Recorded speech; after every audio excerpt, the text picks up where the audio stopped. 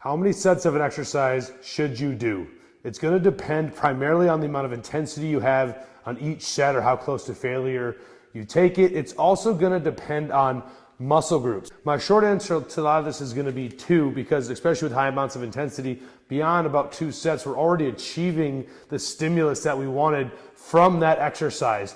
We need to remember that within an exercise, there's a parameters of the resistance profile that it adds, the angle of the muscle that it hits, et cetera, et cetera. So we need to make sure that we're not just being overly redundant and hitting that same stimulus with something like the back, where there's multiple exercises we can do to target the different angles and portions of the back. We need to think about how can we now distribute this amount of volume we have, which isn't infinite, to accomplish the wide range of muscles that we need to target. And that's by sticking to still something like the 2 sets, even if you're a higher volume trainee.